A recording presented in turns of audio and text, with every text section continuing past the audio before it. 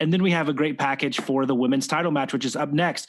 I love Shida referencing that she beat Aja Kong in Japan. I think that added some automatic credibility because we've seen her win. I mean, she's won like every match in AEW that she's had, but like a win over Aja Kong, I think it's the most comparable to having to face Nyla Rose. So that was kind of cool. Right. My biggest complaint about some of these, the women especially, is there's just no backstory. Mm-hmm. We've seen Shida come out so many times, and she's great, and she's got a great look, but we just don't know anything about her really, and that's hard. Well, it's hard to get behind her, I guess, but that adds to it quite a bit, and it played into her being the underdog in this match. Yeah, and so once again, thought the package was great. Led to the match, which was no DQ, no count out for the title, and man, like, I mean, how do you, this might be like the Sean Spears segment, this could be a whole episode, but how do you save the division? Like on Wednesday, if you're like, hey, I got to pump up this division, like what do you do? Like, is there a lot of free agent talent out there that you bolster the ranks? Is there talent that AEW has on the roster they aren't using properly, whether it's a Shanna or a Big Swole? Like, what do you do to save it? It's so thin. And I love Shida, and we'll talk about Nyla Rose here in a second, but like, it's just, there's 4 or 5 people that are credible threats to the title.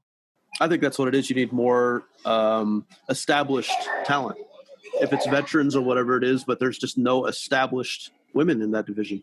You know what I do? If I'm Tony Khan, and I mean, from the rumors, I guess Kenny Omega is booking most of the women's division. Tomorrow, I'm getting on the phone offering Fit Finlay whatever the hell he wants. There you go. To come over and take some of this talent that has either a good look or a good, has some athleticism, and then he can teach them to be stars. And I really think like they just need some focus on there because it is slowly becoming an anchor on the show. And I hate that because you do have a couple people in there that can be really strong, but there's just no stars right now that are going to have crossover appeal or mainstream appeal. Right. I think that's what it is. And I think, like I said, I was thinking earlier about Nyla Rose, and I just haven't been a big fan of hers as champion because I think her presentation is just all about, I'm a big badass, I'm ready to fight. And she's so, ready to go and kick somebody's ass. But it's like there's nobody established yet. There's like, who are you mad at? We don't even know who these people are. You want to kick their ass. But I was thinking back to earlier how referencing Jazz back in the day when she was in WWE. And when Jazz came back from an injury with the whole "the bitch is back" thing, when she made that statement, she has so many strong people to come up and say, "Oh, you're back? Well, I want to kick your ass." From Lita, Trish Stratus, Victoria, Ivory, all these people who are either established or just had been established. It was like, "Oh shit, I want to see Jazz fight all these people." And Nyla, I think, is a similar character, but there's just nobody to take her on because nobody's established enough to say, "Oh, she's a badass. She can take her on." We just don't know. But I think having some more veterans, I mean, I don't remember what the status of like Mercedes Martinez was. I can't remember if they were signing her or I can't remember either. I can't remember, but somebody in that realm. I mean, a veteran who's been around the block and can come in with confidence and whatnot and, bring a little more history to it. Somebody that's been established, people know who they are. I mean, I can't even think of exactly who I would put in that role, but I mean, anybody with some credibility that came back and said, "Oh, you're talking shit. Well, who are you? You're new. I'm this, and this, and I've done this, and this, so take me on," type of shit. She just didn't have enough of that. It's bad timing, I think. And I couldn't figure that out for a while because Nyla Rose, like I said, it's like, I don't know. It's, it's nothing about the transgender stuff or anything. I don't even think about that when I see her. I just see a big badass women's wrestler, but she just hasn't had anybody to beat that really built her up.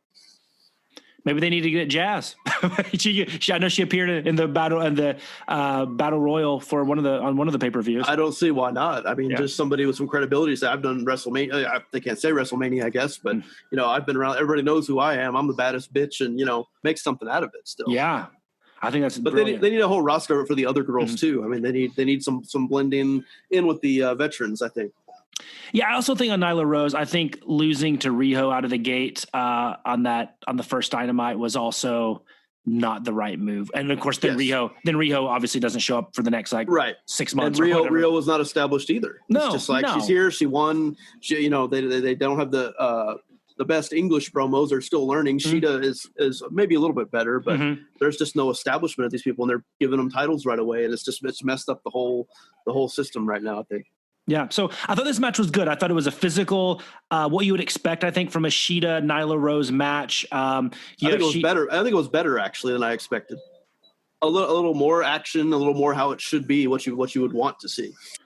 So then you have the top rope Falcon's Arrow gets a 2 count, which I thought was an awesome move for Shida to be able to do that to Nyla Rose. And then she comes back with another one of her infamous knee strikes and gets the win. I did not see this finish coming. I thought Nyla Rose would retain and then keep the Shida build for a bit. I thought Shida might do a little bit of a chase back to when fans can come back in and can get a little bit more kind of love from the mainstream wrestling audience. But no, they give it to Shida right now. So is this more of a testament or a commentary on Shida being ready, or to your point, Nyla Rose just maybe it wasn't the right move and she needs, a break?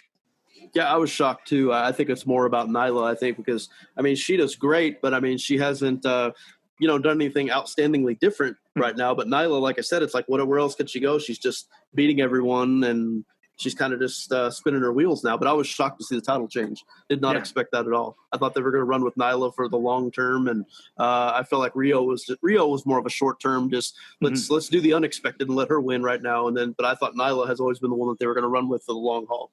Yeah. So maybe I do think Shida's at a point where a title will elevate her, and I think maybe giving her a long run as a face champion until she gets that big badass heel challenger that just it's not realistic for her to win.